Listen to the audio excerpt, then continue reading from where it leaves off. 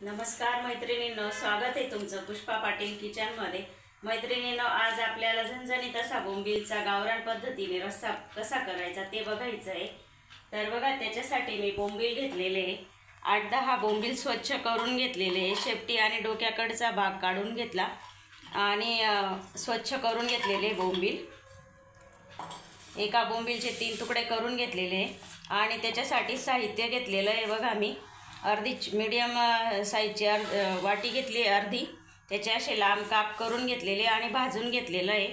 आणि मीडियम साईजचा एक कांदा पण उभा चिरून भाजून घेतलेला आहे आणि थोडेसे फुटाणे घेतलेले आहे बघा। आणि अर्धा इंच आल्याचे तुकडे घेतलेले आणि 9-10 लसूण पाकळ्या आणि थोड्याशा कोथिंबीरीच्या काड्या घेतलेल्या आहेत। तर याचं आता आपल्याला वाटण तयार करून घ्यायचं आहे। तर पहिले आपल्याला फक्त खोबरं घालून बारीक करून घ्यायचं आहे। पहिले मिक्सरच्या भांड्यामध्ये खोबरं घालून बारीक करायचं, नंतर हे सर्व साहित्य घालायचं। कारण मग हे सर्व साहित्य टाकलं ना तर खोबरं बारीक होत नाही, त्याच्यामुळे हे सर्व साहित्य नंतर टाकायचं आहे आपल्याला। खोबरं बारीक झालेलं आहे बघा। आता हे सर्व साहित्य आपण टाकून घेऊ।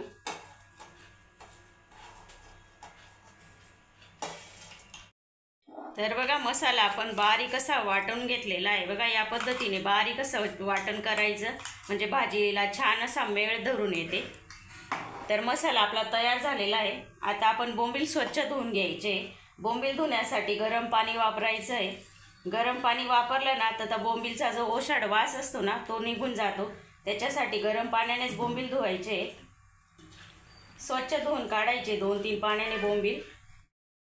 बोंबील स्वच्छ धुवून घेतलेले आहे बघा। आता आपण यांना थोडंसं तेलामध्ये तळून घ्यायचं आहे। पहिले बघा, इकडे कढई ठेवलेली आहे, तर एक पळी तेल घातलं मी आणि आता तेल तापल्यानंतर बोंबील टाकून घ्यायचे आपल्याला।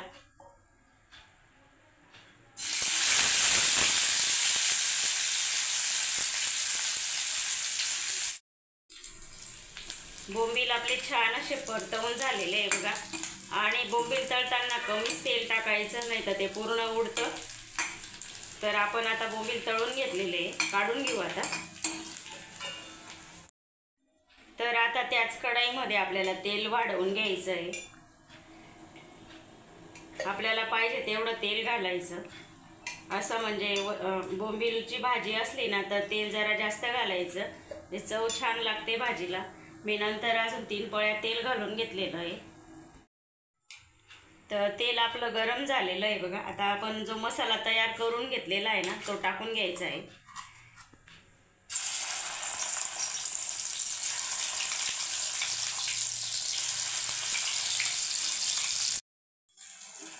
मसाला आपण टाकून घेतलेला आहे आणि मसाला आता आपल्याला 2-3 मिनिटं मीडियम गॅसवर परतवून घ्यायचा आहे, चांगला तेल सुटेपर्यंत। आणि त्याआधी आपल्याला आता पावडर मसाले पण घालून घ्यायचे याच्यामध्ये। तर मी इथे गरम मसाला घेतलेला आहे 1 चम्मच। याऐवजी तुम्ही घरगुती काळा मसाला किंवा कांदा लसूण मसाला पण तुम्ही वापरू शकता। काश्मीरी लाल मिरची पावडर घेतलेली अर्धा चम्मच।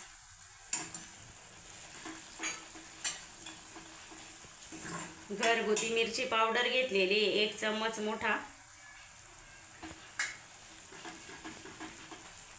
आणि धना पावडर घेतलेली मोठा 1 चम्मच। आणि हळद घालणारे अर्धा चम्मच। आता हे सर्व साहित्य आपल्याला 2-3 मिनिटं तेल सुटेपर्यंत चांगलं परतवून घ्यायचं आहे। मसाला आपला छान असा परतवून झाला आणि तेल पण सुटलेलं आहे साईडने बघा। तर आता आपल्याला याच्यामध्ये आपण जे बोंबील तळून ठेवलेले ते घालून घ्यायचे आणि मिक्स करून घेऊ।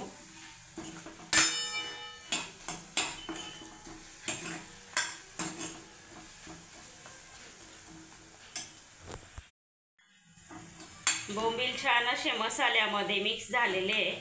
तर आता आपण गरम पाणी टाकून घेऊ त्याच्यामध्ये। गरमच पाणी वापरायचं आहे। गार पाणी घातलं ना तर आपण जे म्हणजे गरममध्ये गार पाणी वापरलं ना तर ते परत ती प्रोसेस थांबते त्याची शिजायची। तर त्याच्यामुळे गरमच पाणी वापरायचं आहे आणि आपल्याला पाहिजे तेवढं आपण गरम पाणी घालून रस्सा करून घ्यायचा आहे. कारण आपण गावरान पद्धतीचा झणझणीत असा बोंबीलचा रस्सा करतोय, त्याच्यामुळे भाकरीसोबत खाण्यासाठी थोडासा पातळसर असा रस्सा आपल्याला करायचा आहे. हे बघा किती छान असा रस्सा दिसतोय आपला.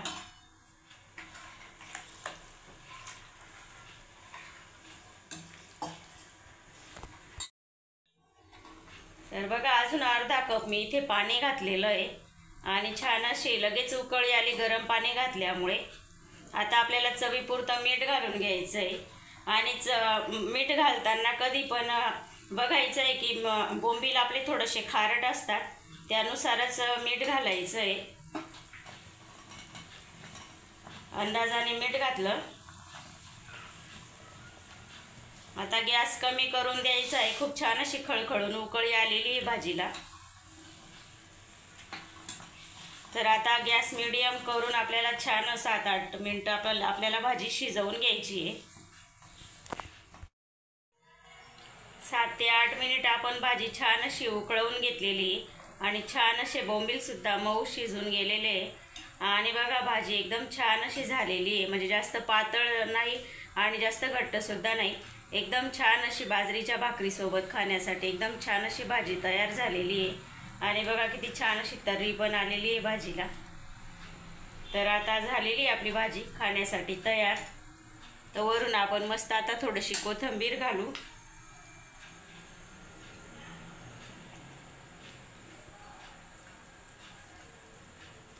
आणि आता गॅस बंद करून देऊ आणि गरम गरम बाजरीची भाकरी आणि भाजी जेवण करायला घेऊ. तयार आहे आपला झणझणीत असा गावरान पद्धतीने केलेला बोंबीलचा रस्सा. तर तुम्हाला रेसिपी कशी वाटली ते नक्की सांगा कमेंटमध्ये. रेसिपी आवडली असेल लाईक करा, सबस्क्राईब करायला विसरू नका. धन्यवाद.